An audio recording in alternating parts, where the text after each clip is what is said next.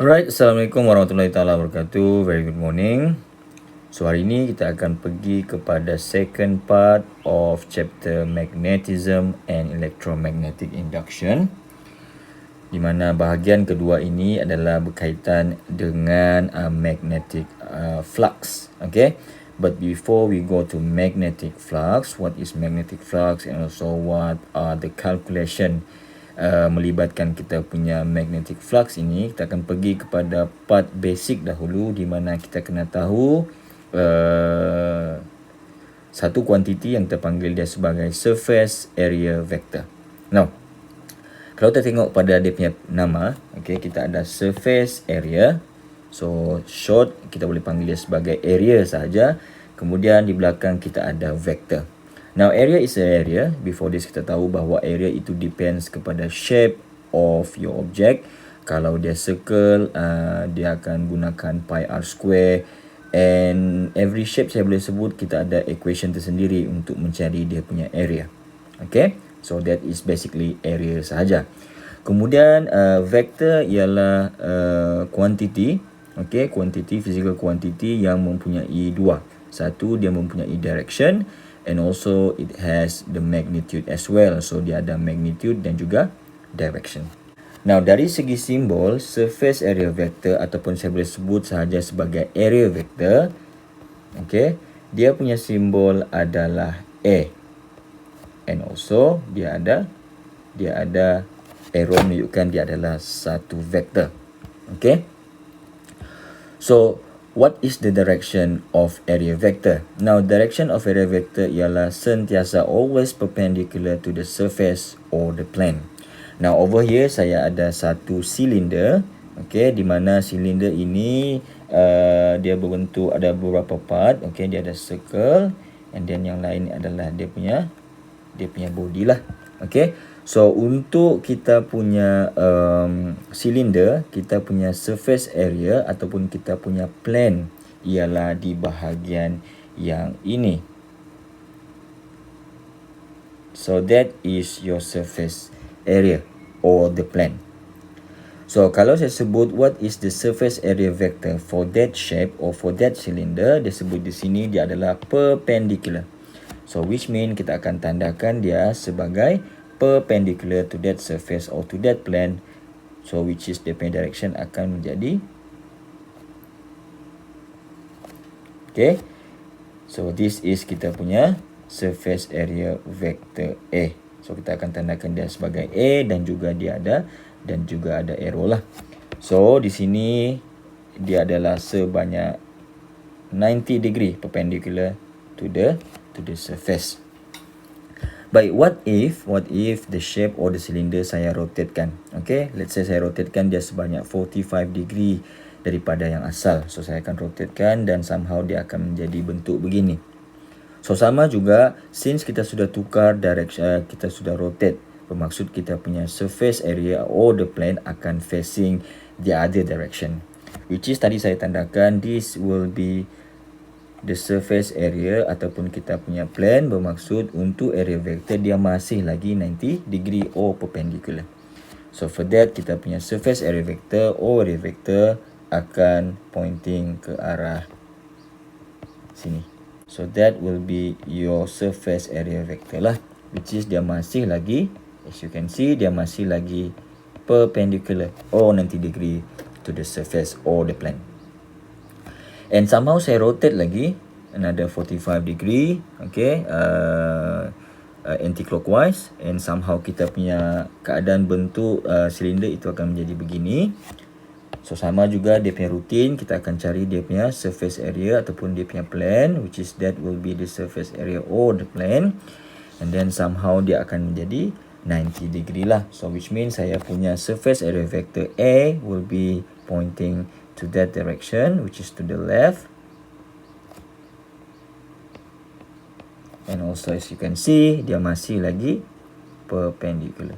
So I can say over here, kalau kita punya objek ataupun surface area itu kita rotate, kita pusingkan, kita punya surface area, okay, of course dia akan berubah dari segi dia punya direction. Kalau kamu tengok di sini, dia pointing ke arah mana, but it must be always perpendicular to that surface lah.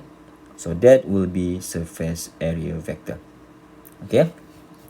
Now dari segi magnitude, since saya sebutkan awal tadi dia adalah vector, bermaksud dia mesti ada direction. So first part tadi kita sudah tengok dia punya direction which is perpendicular to the surface, and what will be the magnitude. So the magnitude of surface area vector is just the area itself. So the area is the magnitude, which is dalam case sekarang area kita adalah berbentuk circle. So the magnitude for this area ataupun surface area vector ini adalah bersamaan dengan pi r square. And again saya sebutkan dia punya magnitude ini is depends on the shape, okay, that you dealing with. Kalau dia bentuk segi empat, then kita ada equation dia lah. Let's say we have a square, then dia punya surface area vector, the magnitude will be A is equal to length, okay, times with the width, okay, times with the width. So let's say this is the length and this is the width, okay. So depends again on the shape, okay. Baik, yang seterusnya kita akan pergi kepada magnetic flux. Okay, so tadi kita sudah belajar berkaitan dengan basic what is surface area vector, or in short saya panggil sebagai area vector. Now baru kita akan pergi kepada magnetic flux.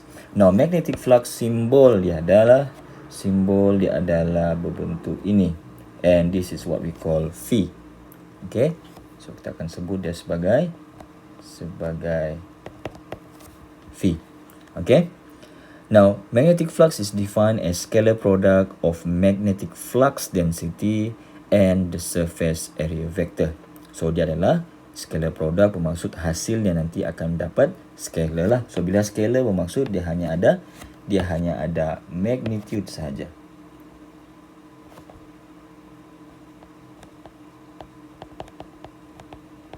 Okay, so kita tidak akan dapat direction for magnetic flux lah. Okay. Kemudian di sini disebut adalah scalar product of magnetic flux density. Now, magnetic flux density is the other name or alias kepada magnetic field strength, which is yang kita belajar sebelum ini, the first part which is kita punya B lah. And then surface area vector yang tadi kita baru belajar, which is kita punya area lah. Okay, the surface area vector which is A, and then both of these adalah kedua-duanya adalah vector, so dia ada direction lah. Okay, so bila saya sebutkan dia adalah scalar product, bermaksud kita punya magnetic flux phi is equal to scalar product. So dia adalah magnetic field strength ataupun magnetic flux density. Okay, bila ada scalar product bermaksud dia akan jadi dot, and then we have area, surface area vector A, and then dari segi dia punya ni kita akan dapat dia adalah sebanyak B, and then darab dengan A, and then it will be cos theta. Now what is theta over here? Theta over here is kita sebut dia adalah sebagai angle between magnetic flux density B ataupun magnetic field B and kita punya surface area vector A. Okay, so itu adalah angle between B dan juga A. Now over here saya recall balik kita punya shape tadi, which is cylinder. Okay, di sini saya akan declare bahawa saya punya surface area adalah this part. Okay, as I rotate, dia akan jadi benda yang sama.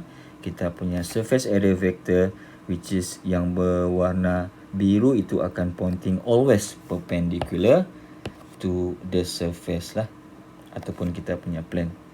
So, always 90 degree. And this one will be kita punya A lah.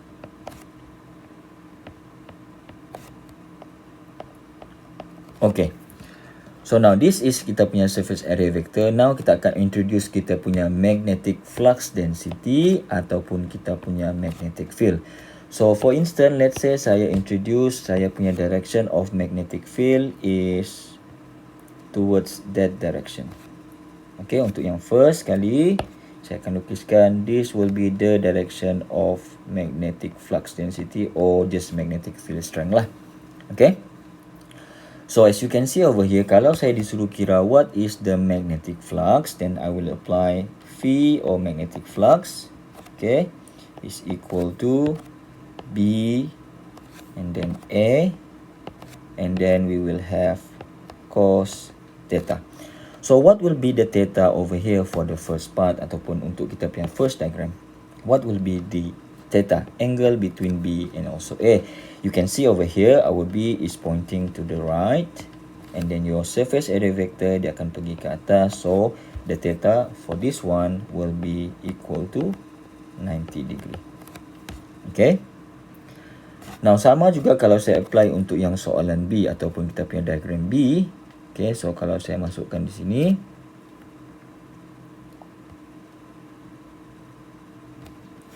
so let's say this will be your B ataupun kita punya direction of magnetic field. What will be the angle theta? Okay, so phi is equal to B and then surface area vector A, and then we have cos theta. As we know, cos theta, theta is the angle between A and B. Nah, kalau kita tengok pada lukisan, now kita punya angle antara A dan B, of course dia bukanlah 90 degree. Dia will be less lah. So let's say over here saya sebut maybe it's around let's say it's 45 degree. Okay, so the theta will be 45 degree lah. Okay. Now, let's say kita rotate lagi kita punya cylinder and somehow dia reach at this position. And then kalau saya masukkan saya punya magnetic field, for instance saya masukkan dia adalah di sini. Okay, so here will be your magnetic flux density or kita punya magnetic field strength tadi, direction dia. So as you can see untuk yang ketiga ini, direction of A dan juga B adalah same direction which is pointing ke arah kanan. So what will be the angle theta between B and also A for this one? Okay, so our phi again will be B, okay, and then A, and then cos theta. What will be the theta now? Okay, so since both A and B pointing at the same direction, which is to the right, so angle between them will be 0. So if we have two vectors pointing at the same direction, the angle between these two vectors, okay, theta will be 0 degree. Okay, so that's how you calculate magnetic flux, which is symbol dia tadi adalah phi, in terms of dia punya unit. Okay, unit for magnetic flux, unit, okay, will be Weber. O dia punya simbol adalah WB. Baik, yang seterusnya kita pergi kepada magnetic flux linkage. Dari segi simbol, magnetic flux linkage ini adalah sama macam magnetic flux, which is kita akan ada phi, and then kita akan buat tambahan dia sebagai huruf L merujuk kepada linkage. So what is the difference between magnetic flux linkage and also magnetic flux yang kita sudah belajar sebelum ini, which is this one. Okay. So untuk magnetic flux linkage, okay, beza dia ialah kalau kita ingin mengira magnetic flux linkage, it will be dia ada tambahan N. Kemudian dia akan menjadi B, and then we have A, and then cos theta. Okay, so everything is the same, sama juga macam sebelum ini. B ialah kita punya magnetic flux density ataupun magnetic field strength. A is kita punya surface area vector, and then cos theta, theta ialah angle between B and also A. But now kita ada additional N. So what is N over here? So N over here merujuk kepada number of turns. Okay, so bila saya sebut dia adalah number of turns, saya akan rujuk balik kita punya conductor yang kita gunakan di dalam chapter 5. Now, as you can see, kalau kamu boleh recall, kita ada 3 conductor. The first one kita akan gunakan long straight wire. Kemudian kita akan gunakan circular coil, and then third or the very last ialah kita punya solenoid. So untuk ketiga-tiga konduktor ini, the only konduktor yang ada N ataupun number of turns ialah circular coil dan juga solenoid. Bermaksud untuk long straight wire, kita tidak akan kira dia punya magnetic flux linkage because dia tidak ada number of turns. Baik, dalam circular coil kita ada dua. Sama ada dia adalah single turns ataupun has many turns lah. So depends. So kalau macam dalam soalan ataupun dalam contoh yang ini, yang pertama kita ada single turns of circular coil. So N dia nanti akan menjadi satu lah. Okay. So untuk kita punya circular coil yang kedua, di mana kita perhatikan di sini kita ada number of turn dia, kita ada 3 lah. So the N or number of turns N will be is equal to 3 lah. Okay. So untuk solenoid sama juga, as we can see, solenoid dia juga ada number of turns lah. So dalam case ini kalau kita boleh nampak dia ada 4 turns di sini. So N dia akan menjadi 4. Okay. So sekali lagi kita akan melihat magnetic flux linkage ini kepada konduktor yang mempunyai number of turns saja, which is kita akan ada circular coil dan juga solenoid. Okay. However, sebenarnya walaupun kita menggunakan number of turns, sebenarnya soalan juga boleh tanya in general sebagai magnetic flux saja. So kalau dia adalah magnetic flux, bermaksud kita hanya mengira V sama dengan B and then A and then cos theta lah. So kita tidak akan melibatkan dia punya number of turns. So itu pun boleh jadi di dalam soalan. Okay. Okay, kita akan pergi pada example yang pertama, example 5.31 untuk magnetic flux, di mana soalan dia sebut a plain coil of 30 turns. So di sini saya bagi tahu kita ada coil, okay, dan di mana dia punya turns adalah sebanyak 30.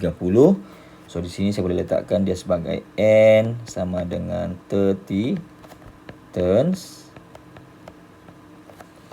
Okay, each of area of 0.50 meter square. So this is the magnitude of area, okay, which is sama dengan 0.050 meter square. Okay, placed in uniform magnetic field of flux density. Okay, dia sebut sini uniform magnetic field flux density. So this is kita punya value of B lah tadi, which is equal to 0.080 Tesla. So you can see dia punya unit adalah Tesla. Tesla merujuk kepada magnetic field strength lah. Kemudian disebut the plane of the coil is perpendicular to the magnetic field. Okay, so bermaksud dekat ayat sini disebut plane and kita punya magnetic field B disebut adalah perpendicular, which mean angle dia tadi adalah 90 degree. Okay, tapi bila kita ingin mengira magnetic flux, kita mesti ingat magnetic flux theta tadi adalah between, so theta adalah between magnetic flux density and also kita punya surface area vector A. Soalan bagi angle di antara plane and magnetic flux density B. So macam mana kita mau buat? Okay.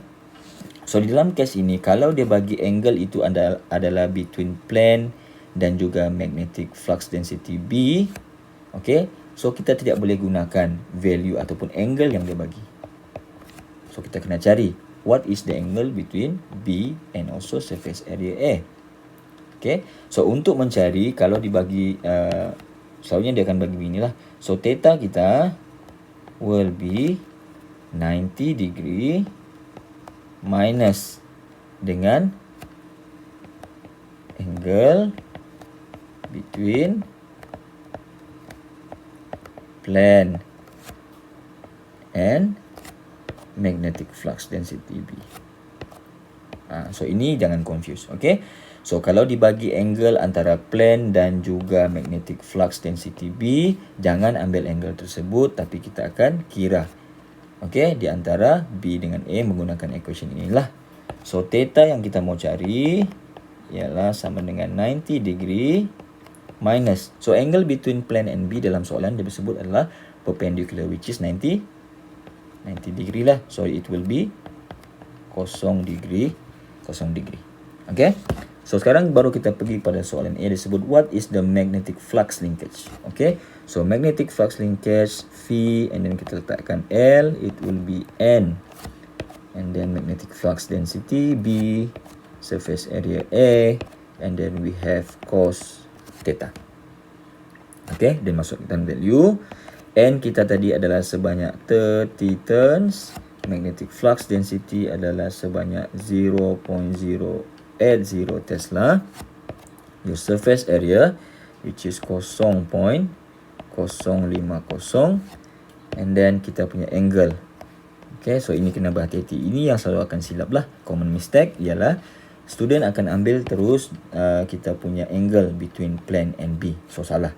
Dan untuk mencari dia mestilah menggunakan equation yang ini. So over here kita akan nampak bahawa dia adalah 0 degree lah. And then baru kita akan kira. Baik, untuk mengira, since kita punya angle yang dibagi adalah dalam bentuk degree. So kita punya calculation mode dia, mode calculator kita mestilah di dalam degree. It's not dalam radian. Okay. So this one ialah mode kita menggunakan degree lah. So the value magnetic flux linkage of the coil ialah is equal to, so dia akan menjadi sebanyak 0.12, and then dia punya unit akan menjadi Weber ataupun simbol dia just WB. Okay. Okay, seterusnya adalah soalan B, masih lagi example 5.31, di mana kita punya soalan masih lagi sama, cuma untuk soalan B dia sebut the coil is turned about an axis which passes through the center of the coil and perpendicular to the magnetic field. So what is the magnetic flux linkage? Okay, so masih lagi ditanya what is the magnetic flux linkage. So V, dan kita ada L through the coil after the coil is turned through an angle of. So kita ada 3 angle dia bagi. Kita ada 30 degree, kita ada 90 degree and also 180 degree. But before kita pergi kepada dia punya angle yang dia bagi, okay, so first kali kita kena tengok balik dia punya value yang dibagi. Okay, di mana kita punya number of turns N ialah sebanyak 30. Okay, kemudian kita punya area A sama dengan 0.050 meter square, and then kita punya magnetic flux density ataupun magnetic field strength kita adalah sebanyak 0.080 Tesla. Belum berubah. Okay. And then last ayat dia sebut the plane of the coil is perpendicular to the magnetic field. So saya boleh sebut di sini dia adalah plane angle and kita punya magnetic field adalah sebanyak perpendicular, which is 90 degree. So kalau dia bagi angle dalam soalan adalah plane dan B, bermaksud ini bukan kita punya theta. So theta kita, okay, letak sini. Theta kita mestilah 90 degree. Okay, minus any angle yang dibagi dalam soalan.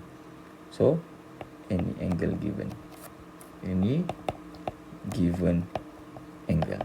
Okay, alasan dia kenapa, sebab soalan awal-awal sudah bagi tahu angle yang dia bagi itu antara plane dengan B. So kita tidak boleh masukkan teruslah. Okay.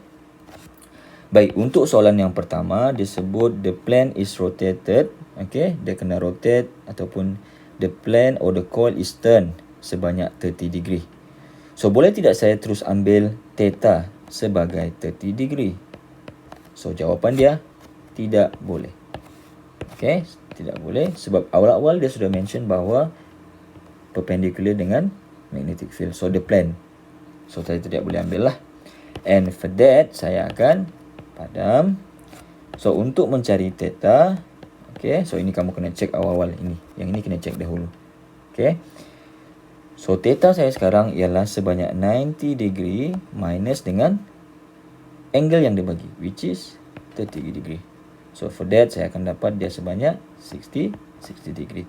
Dan baru saya akan kira flux linkage for the coil is number of turns times with B times with A, and then we have cos theta. So N sebanyak 30. Kita punya B adalah 0.080. The area is 0.050. And then now kita punya angle. It's not 30 degree macam dalam soalan, tetapi dia adalah 60 degree. Okay, so kita gunakan calculator. Again, gunakan calculator mode degree saja. So dia akan menjadi sebanyak 0.06 unit is Weber. Okay, so untuk soalan nombor 2 pun sama juga. Okay, kita akan apply benda yang sama di mana dia akan 90 degree tolak dengan given angle lah, which is theta is equal to 90 minus berapa yang dia bagi adalah sebanyak 90 kan. So dia akan minus 90 lah. So dia akan menjadi 0 degree. Flux linkage is equal to number of turns, and then we have magnetic flux density B, area, and now the angle is not 90 degree tetapi dia adalah kosong. So boleh kira lah, masukkan value. Okay, so N ialah 30. And then kita punya, sorry, this one supposed to be theta. And then kita punya B 0.080. Your A is 0.050. And then we have cos is equal to kosong. So kita akan dapat dia sebanyak 0.12 Weber for question number 2. And then lastly question number 3. So the angle it will be, okay, kalau dia sebutkan dia rotate sebanyak 190 degree. So kita akan masukkan di sini, dia akan menjadi 90 minus 180 degree. So kita akan dapat sebanyak negative 90 degree lah. So from there, flux linkage adalah sebanyak N, kemudian B, then area vector A, and then we have cos theta. So N is 30, so sama masih 0.080. The area is 0.050. So our angle now will be cos, and then negative 90, and then from there kita akan dapat final answer adalah sebanyak, okay, adalah sebanyak kosong. Okay, jangan letakkan kosong tetapi dia adalah kosong Weber. Okay, so that is the solution yang kita gunakan ataupun kita akan apply untuk soalan example 5.31, which is kita punya example pada hari ini. And with that solution, I think that's all for today. Thank you for your attention. I see you next time. Assalamualaikum warahmatullahi wabarakatuh.